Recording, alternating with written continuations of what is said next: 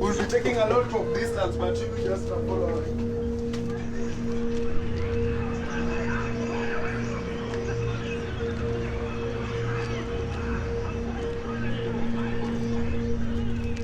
One more time.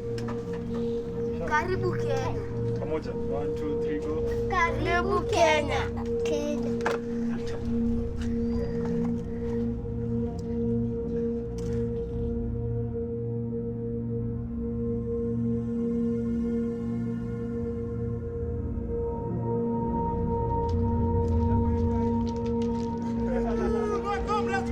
Viva! Down with capitalism! Down! Down! Viva Raila! Viva! Viva! Down with Ruto! Down! Down! Sasa tunaweza ingia sasa, tutembee pole pole tu venye sana. Wanataka hiyo kugeuka. Unajua baraza wezi ambia wase ngojea, tunaelewa. My name's Brian Gisore Nyabuti. I'm 26 years old, born and raised here in Kibera slums. I joined it way back in 2021, and initially I used to do, I read Marxism and Leninism as I was alone, but I met a friend called Brian, and he joined me to the party. And after realizing that in Kenya we have a communist party, I just joined directly.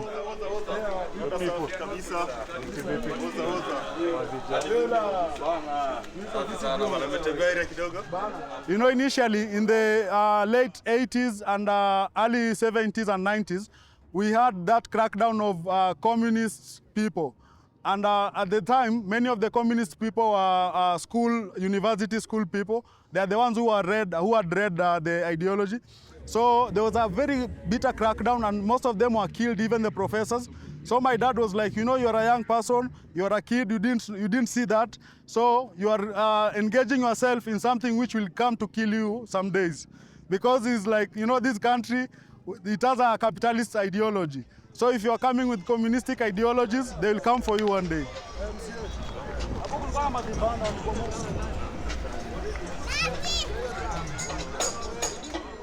Karibuni mandugu zetu na mabradha zetu kutoka kule wako naye ambao wanazungumzia zile changamoto ambazo zinawatukabili kama wa Kenya. Babu niliwaambia leo tunatarajia wageni chungu nzima kutoka maeneo mbalimbali, na leo hii mmejionea na macho. Shashika.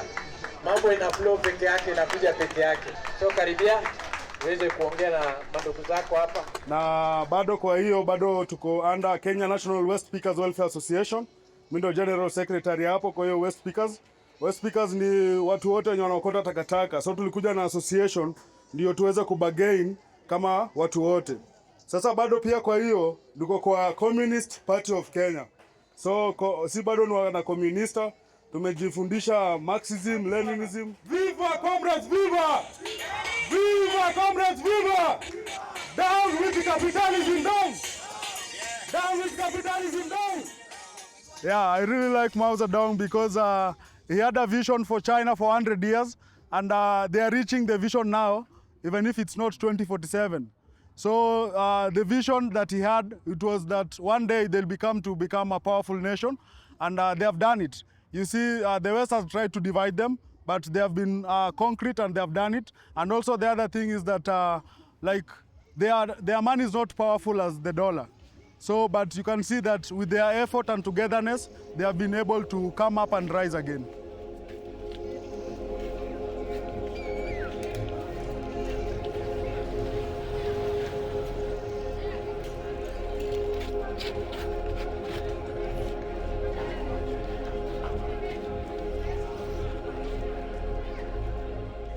So I founded an organization called Slums Going Green and Clean here in Kibera as a CBO.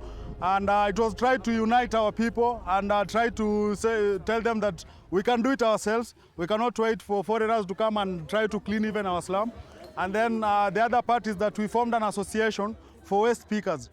We have an association in Kenya called Kenya National West Speakers Welfare Association, and I'm the Secretary General there. And being 26, and I was elected while I was 23, it really humbled me. And being that I got the knowledge of organizing and also trying to be the citizen of the world, it has made me do things that if I could be a capitalist or a self-thinking person, I think I could not have done them. Yeah, manure. Sasa sisi tuko na sai 5 tons hizi. 5 tons. Hiyo manure. Kuna market.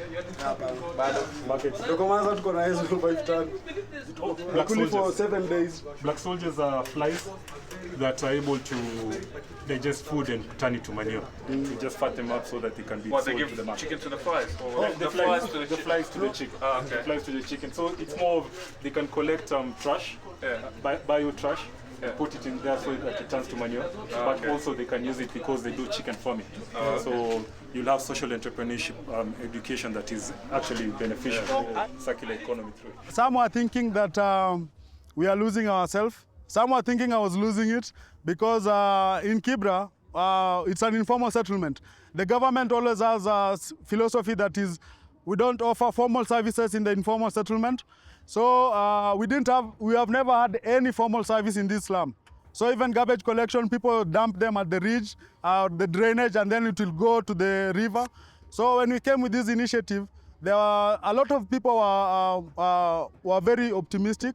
They were like, you're engaging these youths, and also being that many of the youths here in Kenya, if you do crime and you go to the jail, when you come out, you cannot have any formal job or a white-collar job because you don't have a police clearance. So you find a lot of youths languishing around. They don't have jobs. So when I engage them, I specifically engage the category of youths who are not wanted in the community and in the society. So now it was easier for them to do the job because now it's like creating an employment for them. And many of their parents were happy.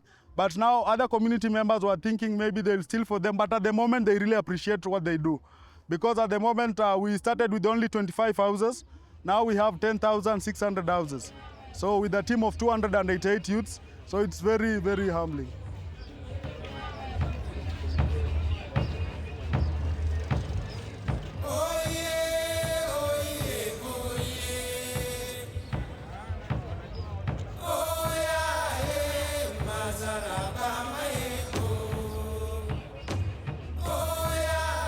The people will have a lot of, will languish in poverty. Yeah, that's the saddest thing. We languish in poverty, and with the dollar weakening our shilling, the poorer always become poor. The richer will become rich. So you find that we will have a situation where we'll have, you'll need to decide to bear one child only because of the economic situation, not because you can't afford to have many. So we'll have limitations of life. And I think we really need to see how we can expand our economic system and also try to have many income generating activities apart from only white collar jobs where we're expecting someone to go in the office and do this.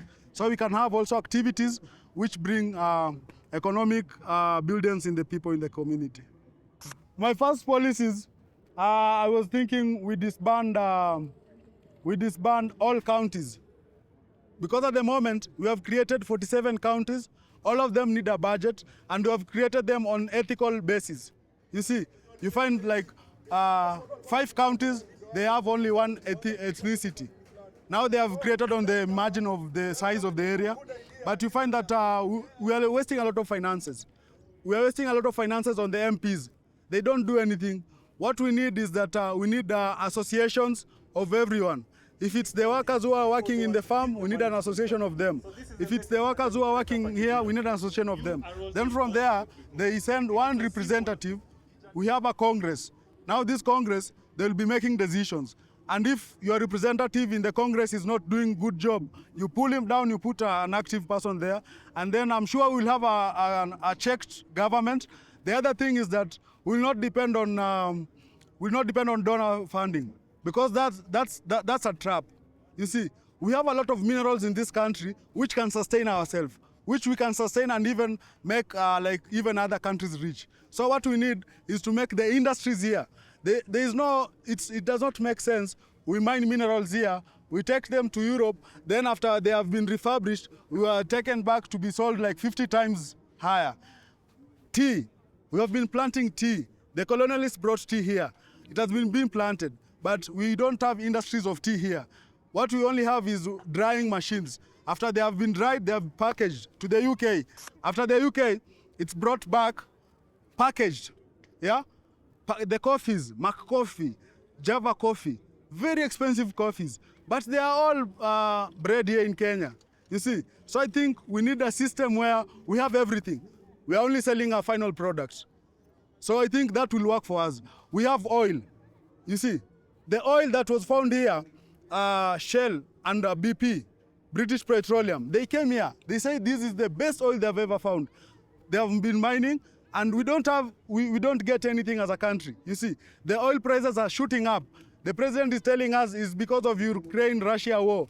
You see, now he's giving us evidence which don't add up, you see. And we are mining oil. Why don't we make a refinery here in Kenya, and then we refine our own oil, we sell it, and then the export, we sell the others, you see. The wheat. The president is saying, oh, you know, Ukraine is the one which was bringing wheat. We have farmlands, you see. 40% of Kenya is arable. But there is nothing we are doing, you see. So I think we really need to prioritize. And also, we push away the colonizer aside, so that he cannot be back in Britain and is guiding the policies in Kenya. He's like, oh, you know, these people. No. We need to come with the policies ourselves. We strategize everything us. We have solutions which are designed by us, not designed by them.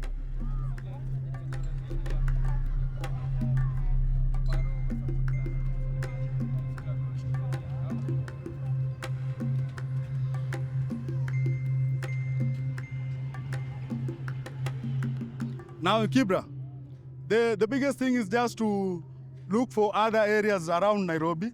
We build houses. Also here we build houses.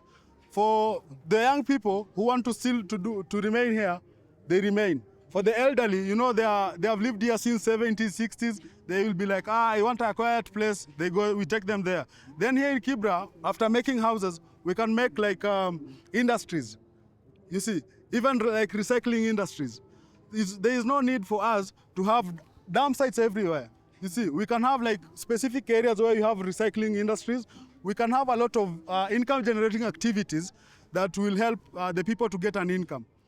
Yeah, I think because also Kibera is very big and the houses are just down. So if we can make like 5-story houses going up, we can have a lot of space to do also the industrial thing. And also we have talent here in Kibera, the football. But now the football, we have a lot of corruption, where the rich, they always buy, like they buy spaces in the national team. So you find someone coming from the slum, he's best, but he cannot get a chance up there because there is someone there, you see, who's taking bribe to bring in like a big person's kid to play.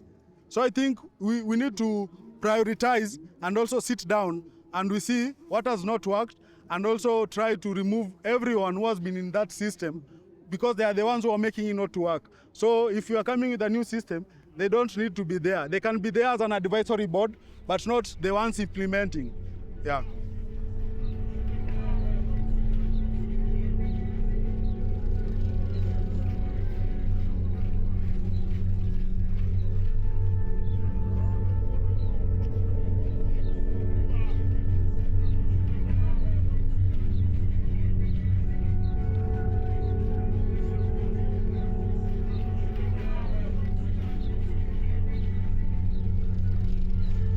I think if we don't get authentic leaders, Kibera will grow big.